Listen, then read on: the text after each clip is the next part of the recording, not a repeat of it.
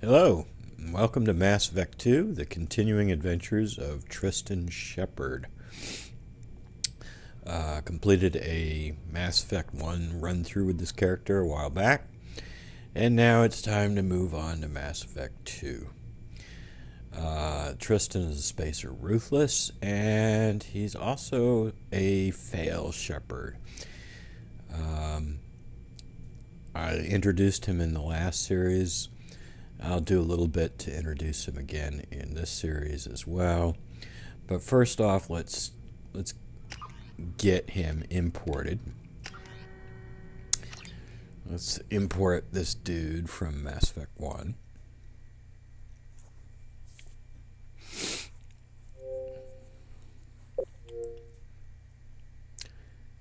So we have to find him. He's down here somewhere.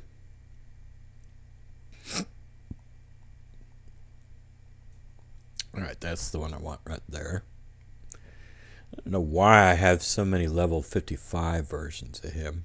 I don't get that.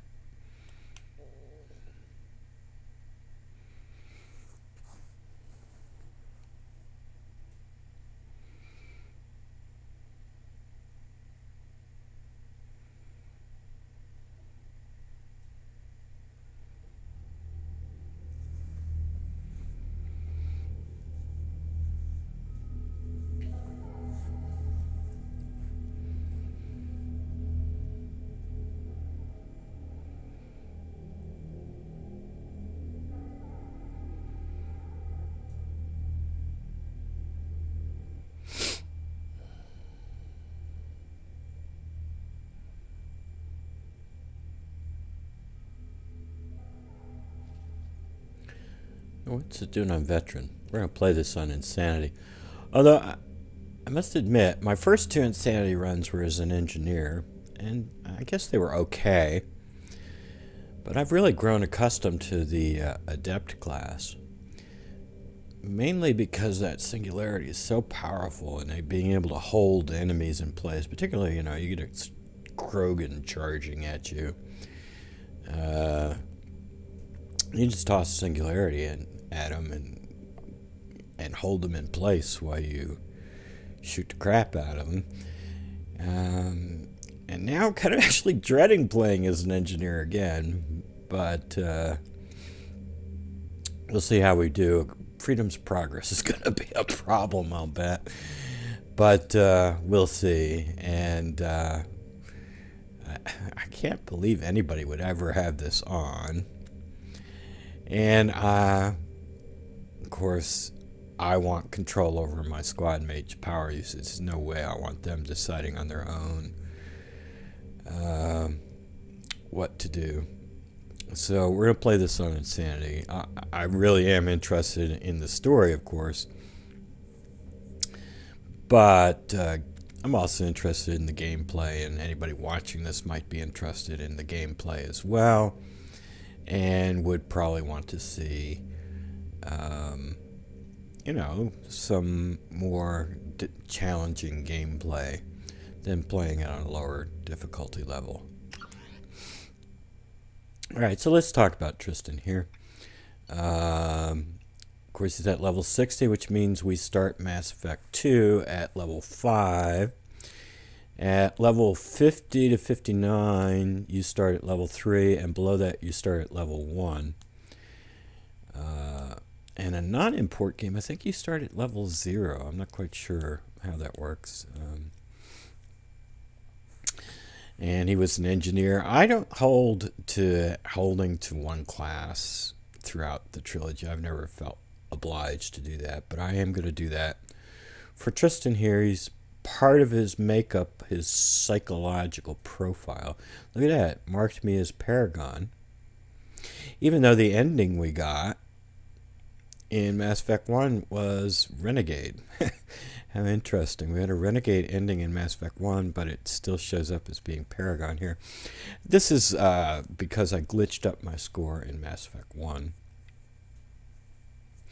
I maxed out both my Paragon and my Renegade scores. We're going to be able to import the maximum of 190 Paragon points and 190 Renegade points as well.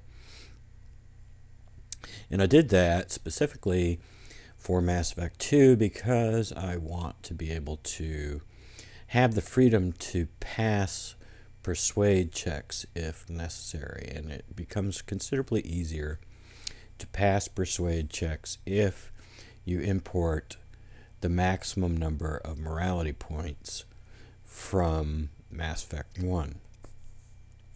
So ideally you'd like to, if you want to pass all those persuade checks, you want to import 190 Paragon, 190 Renegade, and that'll make your life considerably easier when it comes to passing persuade checks throughout the game. But more than Paragon or Renegade, that's not what any of my playthroughs are about. Is being Paragon or Renegade. My playthroughs are about who these guys are. What's their background? Where are they coming from? What are they thinking? And as far as Tristan, let me recap what I said in the last playthrough, at the beginning of the last playthrough. This guy, he grew up in the military. He's a spacer. And I wonder why they don't tell you. Oh, maybe it did back in the import screen. But he's a spacer, grew up in the Alliance, and both his parents were in the military.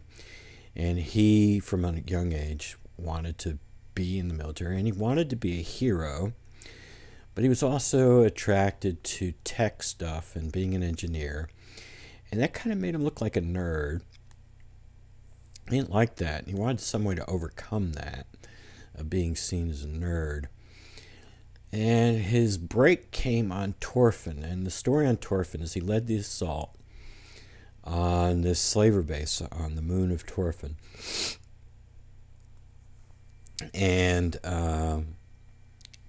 And he got basically most of his unit killed, but he accomplished the mission. And so everybody said, well, whoa, Shepard, he's ruthless. He'll do whatever it takes to accomplish the mission. But the thing was, the reason his squad died, the reason his unit died, is because of screw-ups on his part. But he was able to, once he acquired this reputation of being this super badass, he saw this as a way to overcome that nerdy image.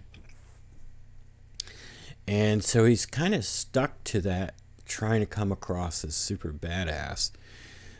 But all it's really done is made him kind of a jerk socially. But when it comes to actually being a badass, he still has this desire to be seen as a hero, and he can't really pull the trigger when it comes to being a badass. And so, for instance, he let Ranathanoptis on Vermeer go. He let Shiala live.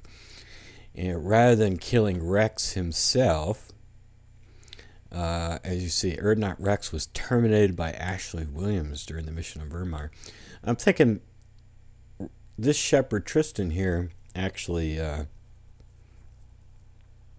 ordered Ashley. I was thinking maybe it would have been better if actually Tristan kept trying to talk Rex out of it and had Ashley on her own decide to shoot Rex, and then and then have Tristan try to, oh well, yeah, good move, try to make it look like, oh yeah, that's cool. At any rate, that's another kind of fail move on his part where he couldn't really carry through with being an actual badass himself. And in fact, he's kind of intimidated by the badasses. He was kind of intimidated by Ashley. He's going to be intimidated by Miranda. She actually is a badass. She is strong-willed person, and he's going to be somewhat intimidated by her and seek her approval. He's always kind of sought the approval of people he thought were strong, people in command, and so he's always kind of deferred to those folk. And and he's definitely going to be intimidated by Miranda, and that is going to lead to some failures in this playthrough. Now, this is going to be, most people always say, oh, Fail-Shepard going to lose everybody. Well, I'm not going to lose everybody, but there are going to be quite a number of casualties in this playthrough. And a number of those casualties are going to be caused by trying to defer to strong-willed personalities around him, and in particular Miranda, and trying to look like he is just as tough as Miranda is going to result in some casualties. It's going to be a fairly bloody playthrough. I don't think I should say. I've been planning out the suicide mission, looking at what I need to do. I hope you're not squeamish, but we are definitely going to lose some people, mainly based on, I want to see what happens when we don't have those people in Mass Effect 3. There's some people I've never not played with in Mass Effect 3. There's some people you can play without if you do a non-import game, but I want to know how it would work out if you do an import game and they died during the suicide mission. So this is going to be fairly bloody. On Vermeer, we lost not only Rex, we also lost Caden as well. But in his effort to be seen as a hero, he also saved the Council. So, and his girlfriend, or his future girlfriend, he's had a thing for Tali here. Sorry about the coughing. He's had this thing for Tali because she's a fellow engineer, and she doesn't seem threatening at all. She practically worships the ground that Shepard walks on, so he kind of likes that. And he's going to end up in a romance with her. But she recommended saving the Council, and he wanted to be seen as a hero. So he ended up saving these three guys. But that's who Tristan Shepard is somebody who wants to be a hero, but also adopted this idea of, if I come across as badass, it was a way to overcome my nerd image as an engineer. But he's not, when it comes down to it in the end, willing to carry through with being that badass. And he's going to make several mistakes along the way here that are going to result in quite a few casualties. How many casualties am I talking about? 1, 2, 3, 4, 5, 6. We're going to have 6 people on the squad, and the crew, well, the entire crew is going to buy the farm. It's going to be quite interesting. So it's going to be a fairly bloody, messy suicide mission. Hope the game itself isn't too bloody and messy. I'm playing it on insanity, and that could be pretty tough. But here we go.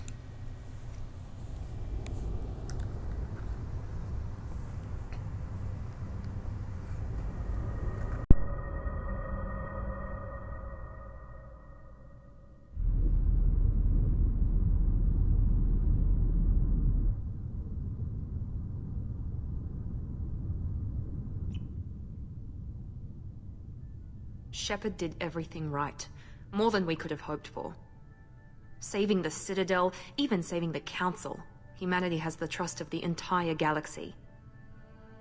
And still, it's not enough. Our sacrifices have earned the Council's gratitude, but Shepard remains our best hope. But they're sending him to fight Geth. Geth. We both know they're not the real threat. The Reapers are still out there. And it's up to us to stop them. The Council will never trust Cerberus. They'll never accept our help, even after everything humanity has accomplished. But Shepard, they'll follow him. He's a hero, a bloody icon. But he's just one man. If we lose Shepard, humanity might well follow. Then see to it that we don't lose him.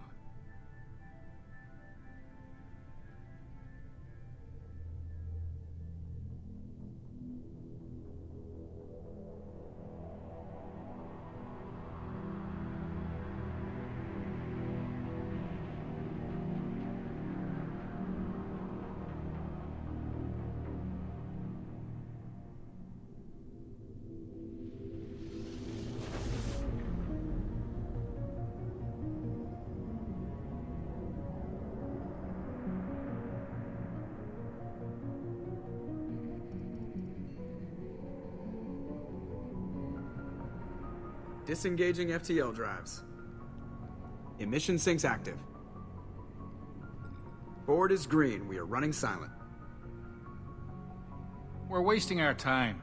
4 days searching up and down this sector, and we haven't found any sign of Geth activity. 3 ships went missing here in the past month. Something happened to them. My money's on slavers. The Terminus system is crawling with them. Picking up something on the long-range scanner. Unidentified vessel. Looks like a cruiser. Doesn't match any known signatures. Cruiser is changing course. Now on intercept trajectory. Can't be.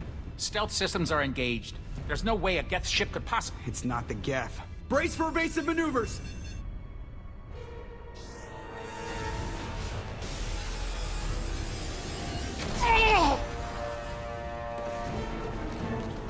Presley! Kinetic barriers down. Multiple hull breaches. Weapons offline. Somebody get that fire out.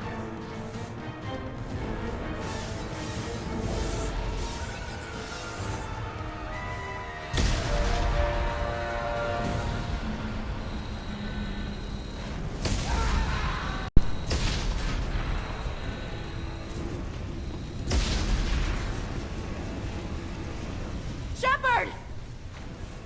Distress beacon is ready for launch. Will the Alliance get here in time? You notice how Shepard's got a helmet on in case you want to change his face there.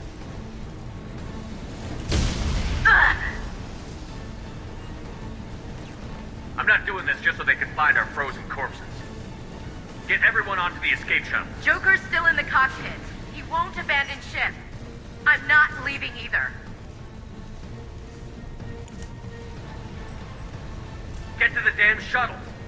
I'll haul Joker's crippled ass out of here. Commander, Get the hell out of here.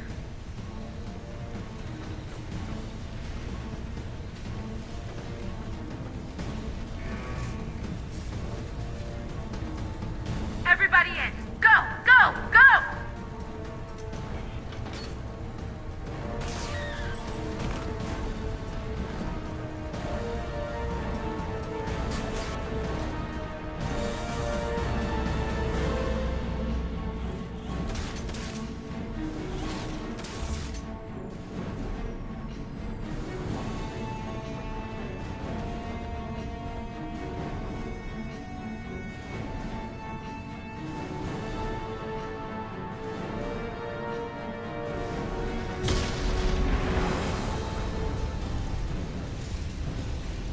I must say, the first time I ever played this, blind, I was like, where am I? Where?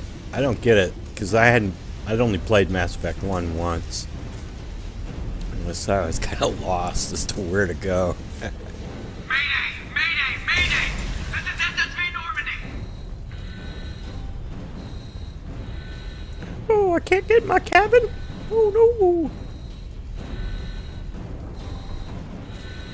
We've suffered heavy damage from an unknown enemy.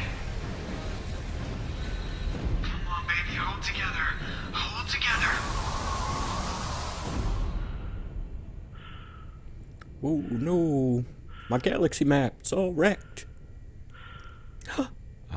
Well, we got a sunroof now. A star roof, I guess.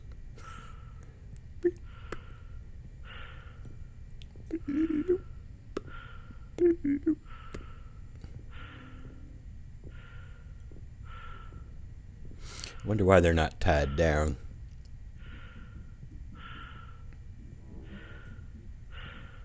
Come on, Joker. We have to get out of here. No, I won't abandon the Normandy. I can still save her. The Normandy's dead. Just like us, we don't get the hell out of here. No, we just have to... Oh no.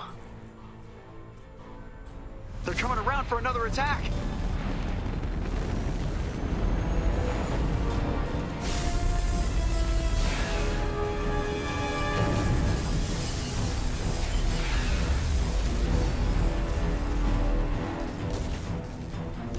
Ow! Watch the arm!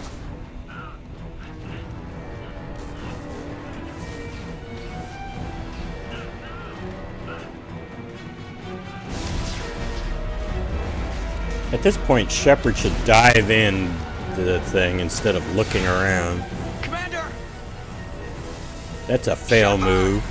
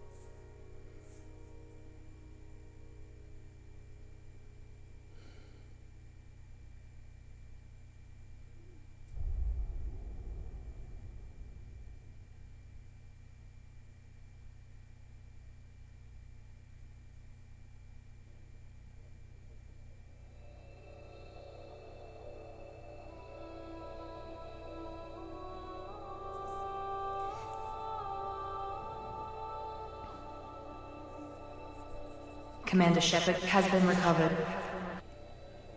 The Lazarus project will proceed as planned.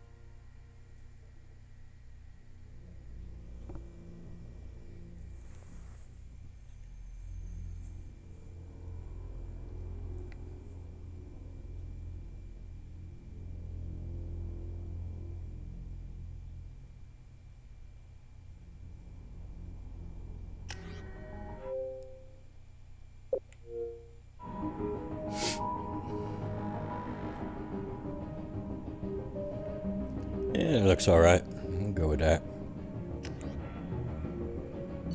Alright, well, like I said, I don't particularly hold with necessarily sticking with one class through an entire playthrough, but in this case, we're going to stick with the engineer.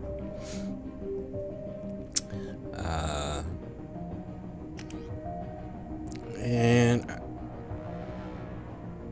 not sure what I want to do for a bonus power. I'm probably going to change it out quite a bit.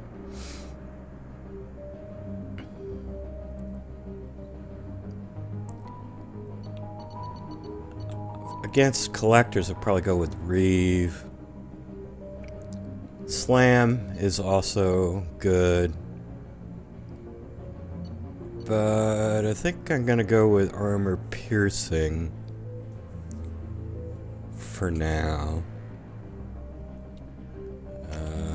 And rely on Jacob to do the physics stuff for Miranda's warp. Later on, I might go with Slam. But for now, I'm going to go with Armor Piercing.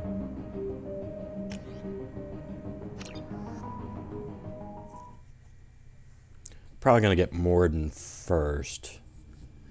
And then I might switch it out to Slam.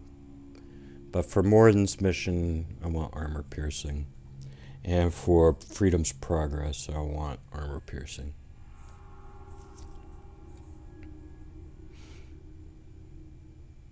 There, on the monitor.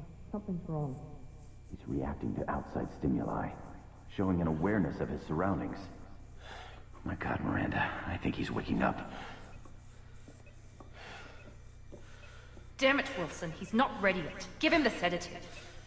Shepard, Don't try to move. Just lie still. Try to stay calm. Heart rate's still climbing. Brain activity is off the charts.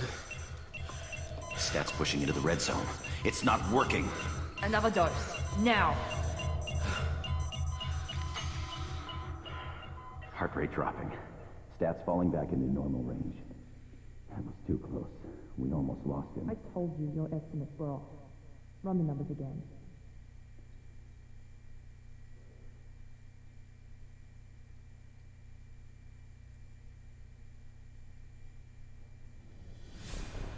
Wake up, Commander.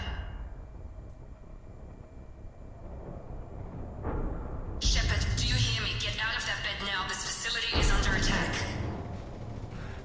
Shepard, your scars aren't healed, but I need you to get moving. This facility is under attack.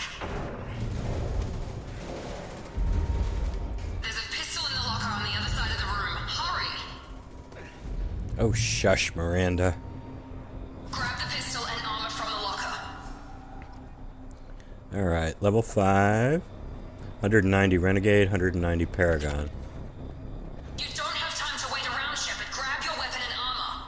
And what are you going to do if I don't, Miranda?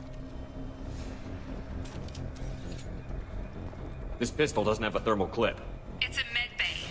We'll get you a clip from... Damn it! Those canisters by the door are going to blow. Get behind cover now. What happens if we Keep take... your head down, Shepard. Shield yourself from the blast. Someone's hacking security trying to kill you. Look for a thermal clip for your pistol. You don't have to take cover where they tell you to.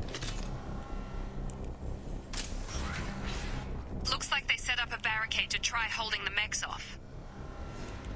Look out! So what do we got? Keep moving. We need to get you to the shuttles. Alright, well, let's end this episode here.